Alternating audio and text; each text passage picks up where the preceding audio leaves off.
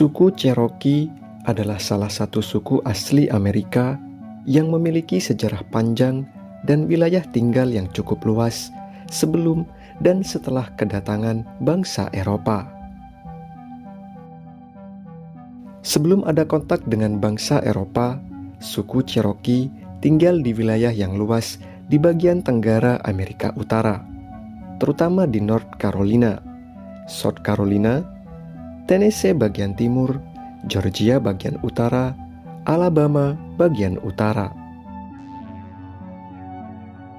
Mereka hidup di desa-desa yang tersebar di sepanjang sungai, terutama di daerah pegunungan dan lembah yang subur. Rumah tradisional suku Cherokee ada dua jenis, yaitu rumah musim dingin atau bisa disebut AC, yaitu bangunan berbentuk kubah kecil terbuat dari tongkat dan lumpur, berfungsi untuk menahan suhu dingin. Yang kedua, rumah tradisional summer house atau rumah musim panas. Bangunan ini lebih terbuka dan terbuat dari kayu dan atap alang-alang atau kulit pohon. Mereka juga memiliki balai dewan. Mereka menyebutnya Council House sebagai pusat pertemuan dan upacara. Pada awal abad ke-19, suku Cherokee menjalani masa kelam, yaitu pada tahun 1838 hingga 1839.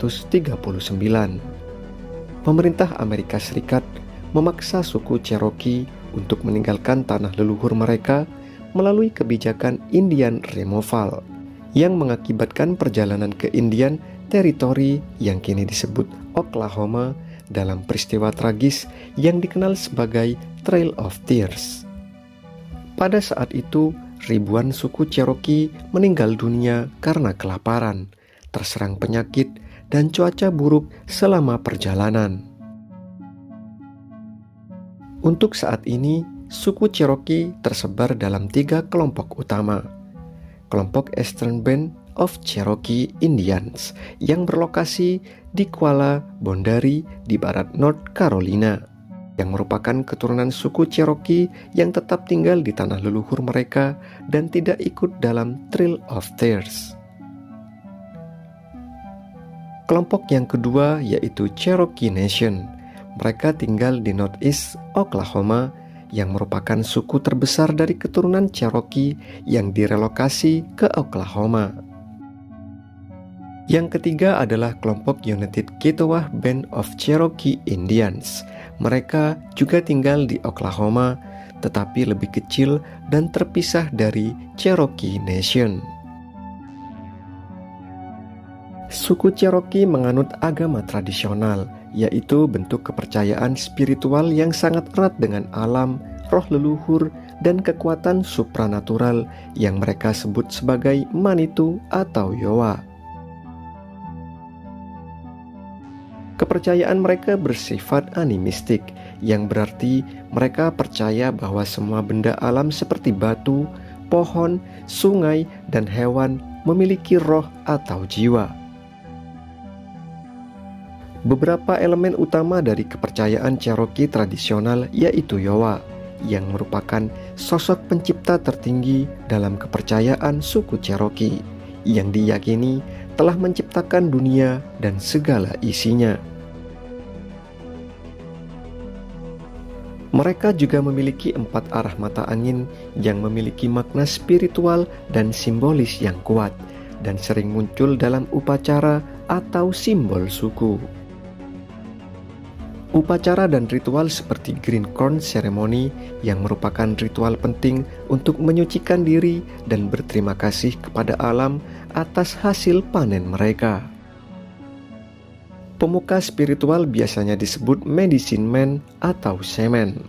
Mereka memimpin upacara dan memiliki pengetahuan tentang pengobatan tradisional, ramuan, serta doa-doa. Cerita rakyat dan mitologi suku Cherokee sangat kaya akan kisah-kisah yang mengandung ajaran moral, sejarah suku, dan hubungan dengan makhluk gaib atau roh leluhur. Setelah kontak dengan bangsa Eropa dan melalui pemaksaan selama masa kolonial dan relokasi seperti Trail of Tears, banyak anggota suku Cherokee mulai menganut agama Kristen, terutama Protestan. Namun, hingga kini masih ada komunitas Cherokee yang menjaga dan melestarikan kepercayaan tradisional mereka. Suku Cherokee punya banyak tradisi unik yang mencerminkan hubungan mereka dengan alam, spiritualitas, dan komunitas. Salah satu upacara paling penting dilakukan saat panen jagung pertama sebagai bentuk syukur kepada Sang Pencipta dan untuk menyucikan diri, termasuk doa, puasa, tarian, musik, dan pembakaran api suci. Pada saat ritual tersebut, seluruh komunitas ikut serta. Mereka juga saling memaafkan untuk mengawali musim baru dengan hati yang bersih. Selain itu, mereka memiliki tarian tradisional yaitu Storm Dance. Tarian ini adalah tarian ritual yang dilakukan pada malam hari, biasanya di sekitar api. Pria bernyanyi, wanita memakai gelang dari cangkang kura-kura di kaki untuk mengatur irama. Tarian tersebut memiliki unsur spiritual dan sosial yang berfungsi mempererat persaudaraan. Selain itu, ada juga cerita rakyat dan mitologi. Kisah-kisah tersebut diturunkan secara lisan dari generasi ke generasi. Tokoh seperti Dewa Petir dan Kelabang Raksasa. Hal ini memiliki fungsi mendidik tentang moral, hubungan dengan alam, dan sejarah suku.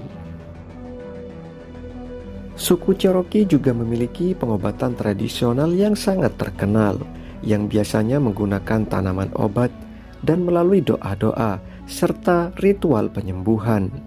Semua kegiatan tersebut dipimpin oleh medicine man atau healer yang sangat dihormati. Pada akhir tahun 1800-an, hidup seorang dukun Cherokee yang bernama Raven Mingo di perbukitan Tennessee. Ia dikenal sebagai penyembuh hebat. Dukun tersebut menggunakan ramuan dari hutan dan doa dalam bahasa Cherokee kuno. Tapi yang paling terkenal darinya adalah kemampuannya melihat dan mengusir bayangan hitam atau mereka menyebutnya sebagai The Black Shadow. Pada saat itu ada seorang anak laki-laki di desa mulai sakit tanpa sebab dan tidak bisa makan, tidak bisa berbicara, dan susah tidur. Matanya selalu melihat ke sudut ruangan yang kosong. Keluarganya percaya ada roh jahat yang menempel padanya. Pada saat itu mereka memanggil Raven Mingo.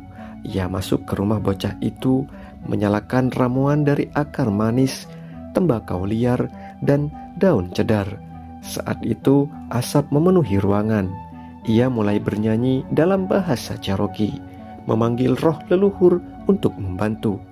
Tiba-tiba Raven berhenti bernyanyi dan memandangi sudut ruangan. Dia berkata, "Dia melihatmu, keluar sekarang sebelum aku memanggil petir." Tak ada yang menjawab, tetapi udara menjadi dingin dan asap tampak seperti membentuk siluet hitam tinggi dan kurus. Anak itu menjerit keras. Api dari wadah ritual tiba-tiba padam, walau tak ada angin. Raven mengambil tongkat ritualnya, menggambar simbol perlindungan di lantai, lalu memukul tanah 7 kali. Ia kemudian melantunkan mantra terakhir yang konon bisa memutus ikatan roh dengan dunia manusia.